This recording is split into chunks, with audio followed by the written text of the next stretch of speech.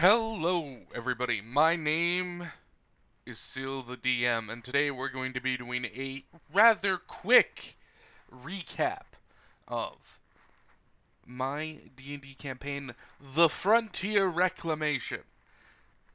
The second session, tentatively titled In the Deep. We pick up where we left off, our players spending the night on Black Speckle Ranch. Only one of them able to find a relatively comfortable sleep, however, as the cacophony of frog sounds that pick up throughout the night on the ranch, in the bog, in the swamp is unearthly.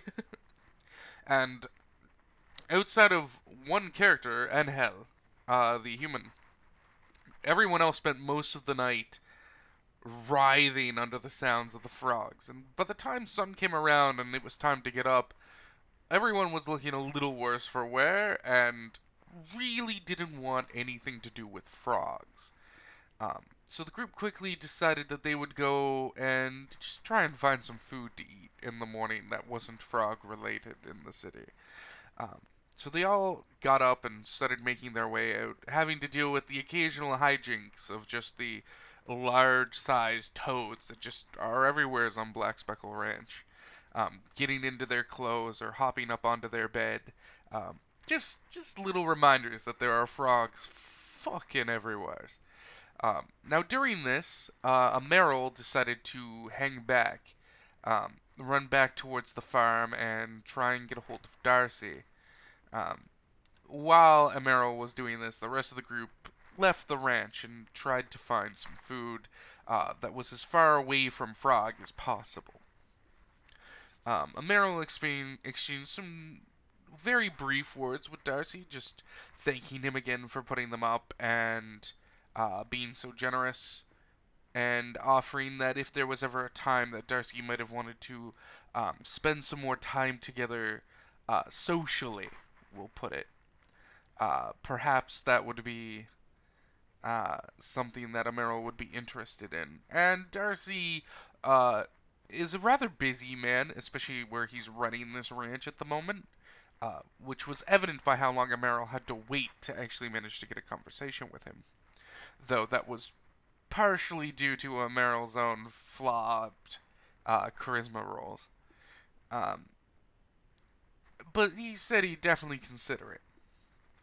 Um, Back to the rest of the group, they'd finally managed to find a standing restaurant, Japanese style, that was called a Hork's Hovel.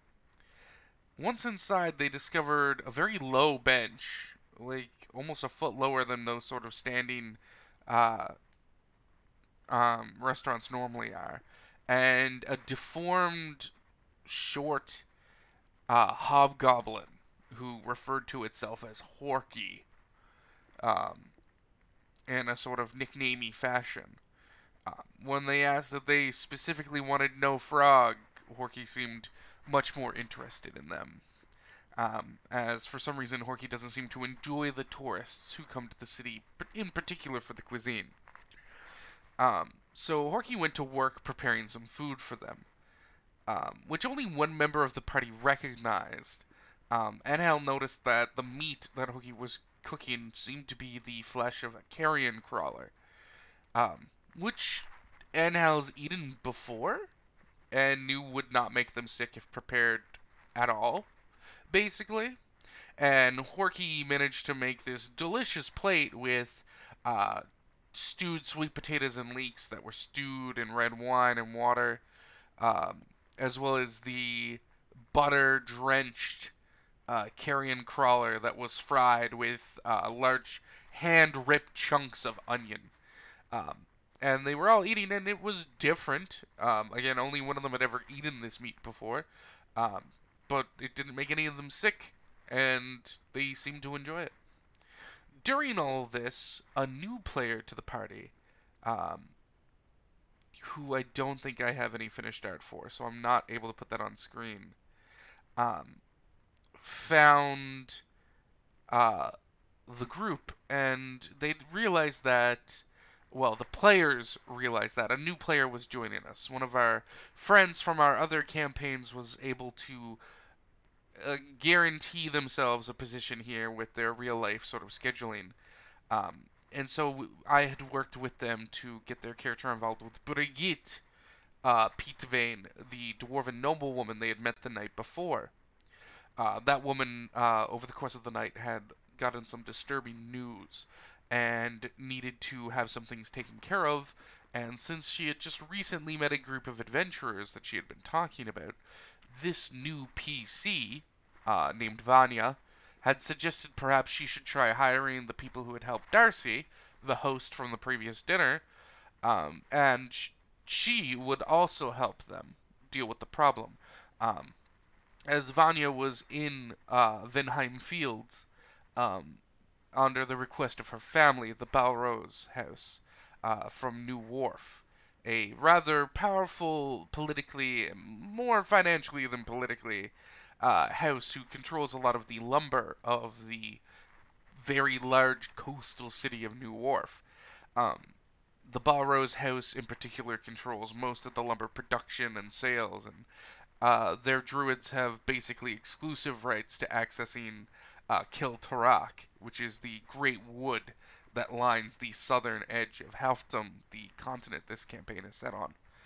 Um, so they basically have a monopoly on wood production within New Wharf, which has a rather extensive shipyard. So the Balrose house is extremely wealthy. And she'd come here to meet with the Duke, Brigitte's cousin, um, and wanting to try and earn more favor, especially where Brigitte was hoping to have the issue resolved before it caused her cousin any stress or problems. Um, Vanya decided to suggest this means of action. Um, so they set out to try and find the party. Vanya managed to spot some people who sort of matched them at that restaurant and decided to sit down and get herself a bite to eat until she could confirm it. Um, During this, Emerald, who was leaving Blacksbuckle Ranch, found Brigitte and her bodyguard, Fizzlegun, a blue-skinned gnome with these large, sort of liquid metal eyes, um, and bald head that has sort of a crown of hair around the back. Um, and she explained to Emerald roughly the job. And Emerald confirmed with her that it did not involve frogs. And once he knew that, and he was going to get more money or perhaps a favor, he was in. So they went out to look for their companion. And Emerald was a little unnerved by the goblin, or the gnome, sorry, bodyguard. Which is fair. Fizzlegun is sort of designed to be unnerving as a bodyguard. And learned a little bit about the pair of them, how he had been her bodyguard for about 100 years, 120 odd years. And eventually they all found the others. And after a brief discussion and Fizzlegun getting himself some raw carrion crawler and potatoes to eat, which he ate like apples, and the party discovered it seemed that he had metal teeth, or at least teeth coated in metal. Horky quickly tossed them out, because he doesn't like people talking shop in his shop, basically. Which they were all fine with. Brigitte explained that 2 days ago, three of the miners within Sarla's pit, the most recent mine opened by the Pietvein family, had gone missing. Um, the mine had been originally plotted as another good source of peat, of fuel that they use for their lanterns and pitch and other things. But they had actually discovered, after ground was broken on it, a rich natural deposit of salt, um, which turned out to be incredibly lucrative to the Pietvein family. Since they had exclusive rights to the mine, they now had exclusive rights to one of the largest salt deposits in Halfdom, and mining it, refining it, and converting it into salt for curing or seasoning just proved to be extremely lucrative. Um, and Brigitte says that people going missing isn't entirely uncommon. A lot of the people they employ are dwarves, and when dwarves get impassioned about their work or spot something interesting, they've been known to disappear for days at a time just because they get so caught up in what they're doing. They get so excited in the rush of the job being done well, or finding something new, a mystery. Um, but after 2 days or so, someone should have come back, or at least sent word somehow, and that hadn't happened. So they'd pulled the miners out of the mine for the day, and were hoping to get someone in there down to the third floor of the mine and look for them. The party agreed to meet up with them at the mine and head down and do this to earn a little bit of extra money and get away from the frogs for a little while, um, and either earn money or earn a favor with the Duke. And many members of the party have their own reasons for potentially wanting a favor from the Duke, or at least be in better favor with the Duke. And the others, well, just could honestly probably just use more coin. So it seemed like a good opportunity for them to get away from the frogs and stretch their legs, get some exercise, and help people out at the same time, including themselves. It was at this point they did a little shopping. People bought a lot of general supplies, some healing potions, some additional kits. Echo and Navat found someone who understood thieves' cant and who pointed them out to a black market seller where Navat was able to pick up some thieves' tools, and Echo spent 200 gold buying, oh man, I think I called it an advanced burglary kit, which appeared to have some sort of potential plastic explosives or something, some powder that when applied would burn through windows. Echo has no idea how any of it works, but apparently instructions were included with the package. Um, Echo hasn't taken the time to read those yet to see what they actually are, or what they do, or how they work, but Echo was so intrigued by the market dealer just saying what he had, that he purchased it. Before heading in, they also swung by a magic shop called the Menagerie, led by a tired-looking human with black hair, sort of grayed at the edges, reading a book, dark circles under his eyes. He showed to them several magic items, and Shay, in particular, began asking for named magic items that Shay know are useful in mines. But unfortunately, he just didn't have anything super specific that Shay was looking for, and anything he had that they were interested in was well out of their budget. So the group left there and headed to the mines. There they met with Brigitte, who was trying to calm the miners, promising them all they'd get back to work soon, as well as a silver dragonborn, who's the chief of staff named Riza. They spoke with Riza for a bit, and Riza again continued to explain what was going on. That two of their dwarven miners and one of their human miners, who fancies himself more of an engineer, had gone missing.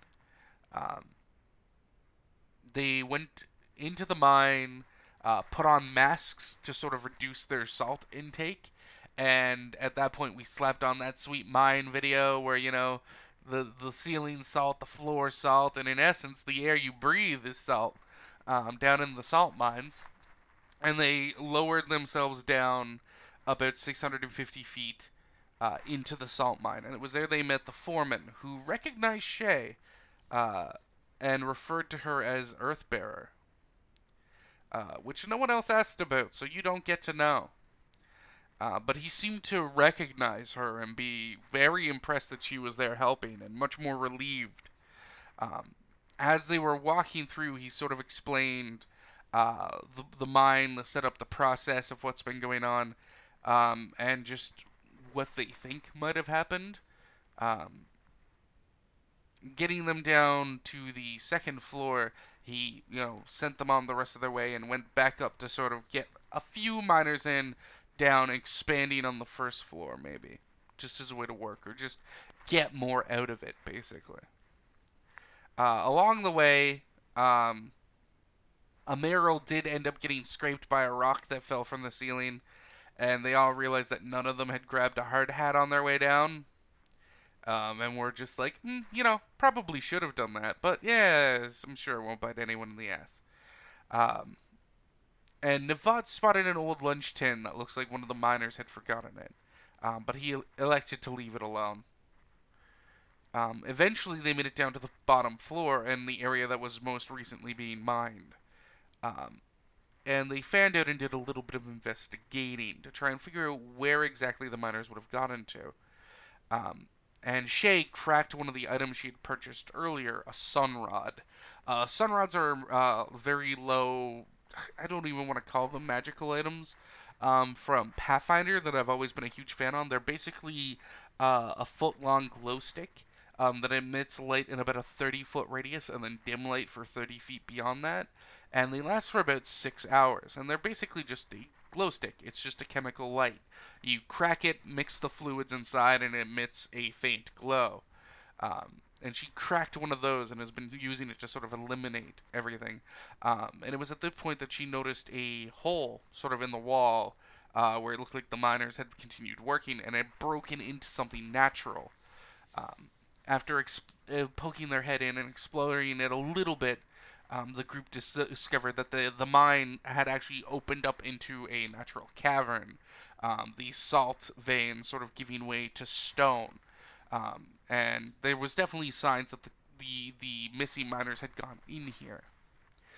So they pushed in after them, discovering that to the left it closed off pretty quickly to a point, and to the right it seemed to go on and expand. Pushing on for some time, they eventually heard the sound of running water, um, and then heard some skittering. And at the edge of Shay's vision, she picked up what appeared to be the bodies of some large centipedes, and very quickly called it a warning for everyone. As the centipedes sort of rushed forward, we entered into combat. Um, the centipedes ran forward and did some biting. Navat managing to take a pretty big hit, but Navat had also thrown a dagger or a kunai, as Navat is flavoring the dagger, and hit the centipede pretty hard. Echo had missed and sort of ducked away to hid, but two of the centipedes still had a good idea of where Echo was, and they quickly surrounded her as the others rushed Navat and Shay. And it was starting to look like, we got a good old fashioned scrap on our hands. And it was at this point that